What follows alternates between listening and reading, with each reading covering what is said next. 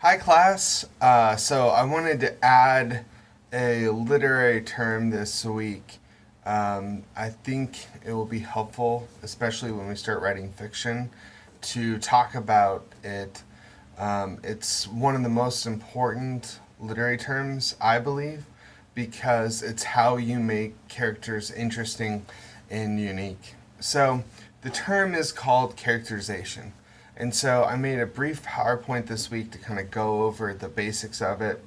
And if you look at the second slide, the definition is the way an author presents characters.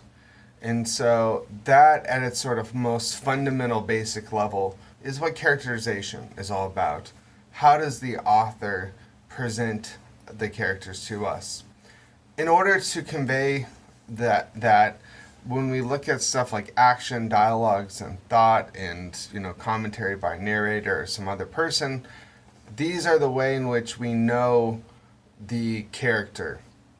And so I think for most of us, action and dialogue, and depending upon the story thought, plays a huge role as well in terms of getting us to know who this person is and what they're all about. So if you think about the person behind me in the Andy Warhol-esque version of Han Solo, you can think about the dialogue that that character has and the actions that they take that tell us about them. And especially in someone like Han Solo's case, they might say one thing but do something else that tells us something about their character and who they are. And so when you're thinking about constructing a character, you have to kind of take into consideration, you know who they are, but your audience doesn't know who this person is. And that in order to reveal who this person is, you need to use action and dialogue and thoughts and things of this nature in order to reveal this person to us, the audience. And that kind of comes into the next slide, direct versus indirect characterization. So there's sort of an old maxim in writing, show, don't tell.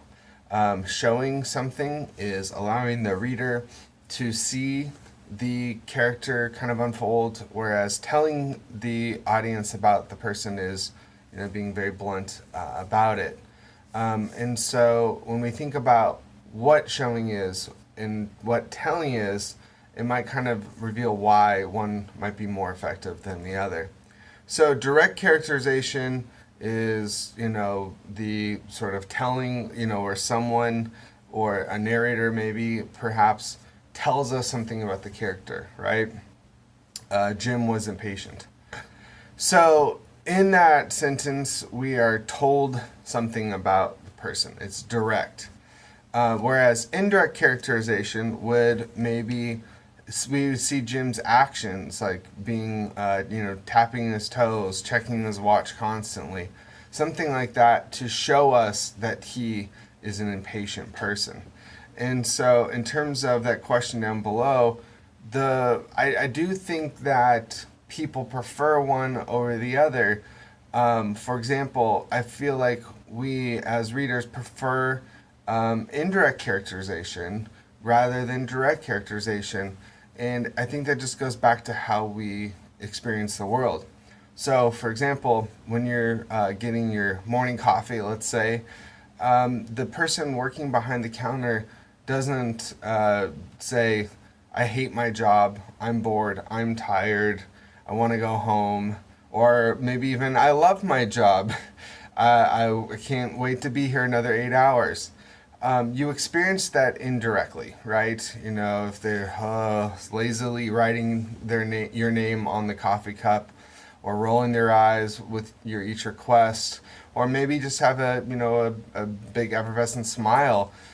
These things allow you to know about the person you're dealing with and how they feel about this interaction, and it's all done indirectly.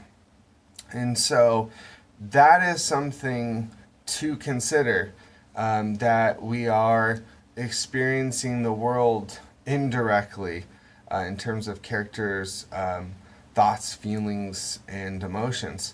That being said, literature has a unique ability to get inside someone's head.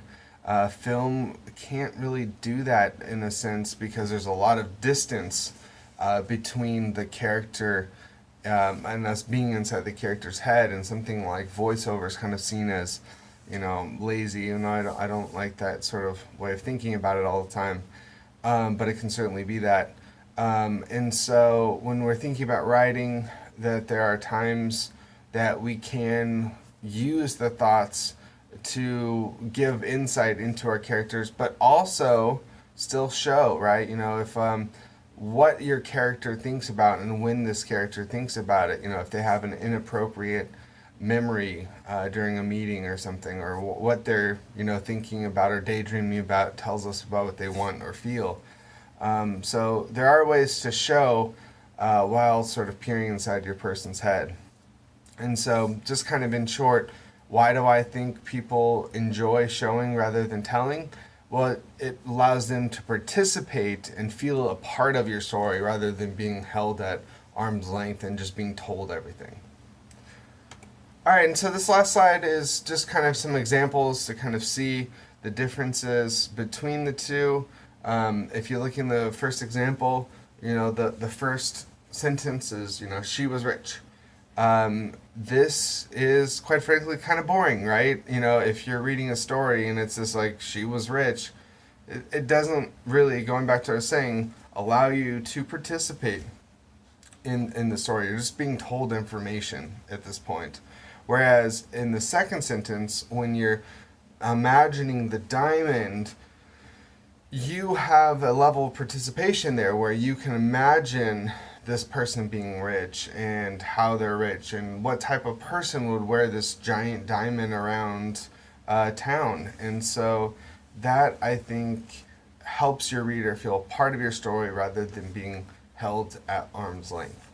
And so to me, I think this is a really great thing to start to consider as writers, because even if you are writing about real people, if we're doing creative nonfiction, you still have to worry about characterization, right? One of my favorite authors, David Sedaris, who is, primarily a creative nonfiction writer, still crafts his characters in such a way where through dialogue and actions we get to experience who they are as people.